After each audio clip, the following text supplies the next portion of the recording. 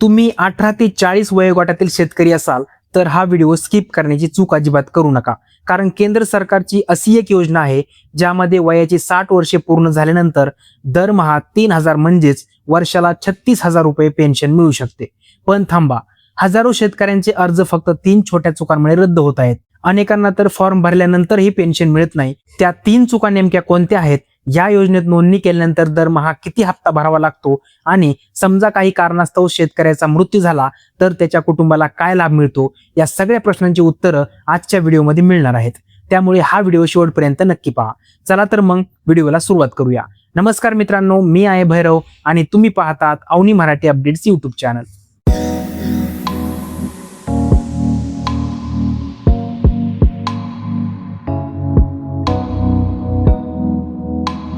आज आपण जाणून घेणार आहोत पीएम किसान मानधन योजनेबद्दल. सर्वप्रथम या योजनेचे 3 मोठे फायदे समजून घेऊया.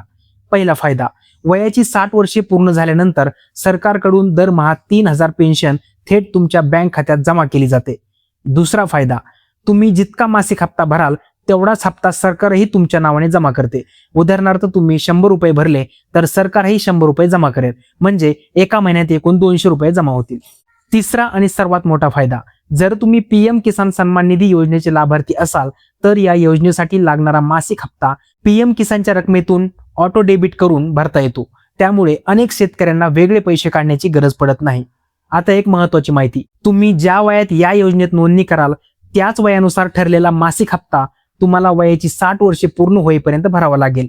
आणि समजा काही कारणास्तव योजनेत सहभागी झालेल्या शेतकऱ्याचा मृत्यू झाला तर अशा वेळी शेतकऱ्याच्या पती किंवा पत्नीला दरमहा मिळणाऱ्या पेन्शनच्या 50% रक्कम म्हणजेच 1,500 रुपये फॅमिली पेन्शन म्हणून मिळत राहते.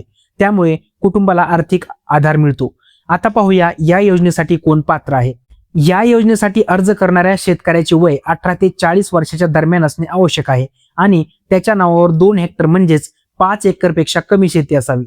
पण आता सर्वात महत्वाचा भाग, हेच ते 3 नियम आहेत ज्यामुळे अर्ज रद्द होऊ शकतो.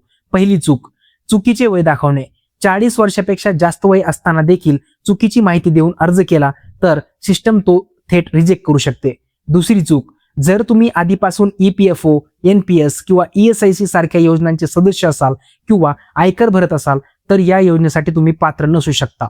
तिसरी चूक, जर तुमचे बँक खाते आधारशी लिंक नसेल आणि DBT सुरू नसेल तर पेन्शनची रक्कम खात्यात जमा होण्यात अडचणी येऊ शकतात. त्यामुळे अर्ज करण्यापूर्वी ही गोष्ट नक्की तपासा. आता अर्ज कुठे करायचा? तुम्ही तुमच्या जवळच्या CSC किंवा महाई सेवा केंद्रावर जाऊन नोंदणी करू शकता. तसेच अधिकृत पीएम किसान मानधन पोर्टलवरही ऑनलाईन अर्ज करता येतो. आता तुमच्यासाठी एक छोटा प्रश्न, तुमचे सध्याचे वय किती आहे? खाली कमेंटमध्ये फक्त तुमचे वय लिहा. तुमच्या वयानुसार तुम्हाला दरमहा किती हप्ता भरावा लागेल हे मी कमेंटमध्ये सांगण्याचा प्रयत्न करेल. जर ही माहिती उपयुक्त वाटली असेल तर व्हिडिओला एक लाईक करा. हा व्हिडिओ तुमच्या गावातील प्रत्येक शेतकरी बांधवांपर्यंत नक्की शेअर करा आणि अशाच महत्त्वाच्या सरकारी योजना, भरती अपडेट्स याबद्दल माहिती सर्वात आधी मिळवण्यासाठी आपल्या अवनी मराठी अपडेट्स या यूट्यूब चॅनलला सबस्क्राईब करायला विसरू नका. धन्यवाद.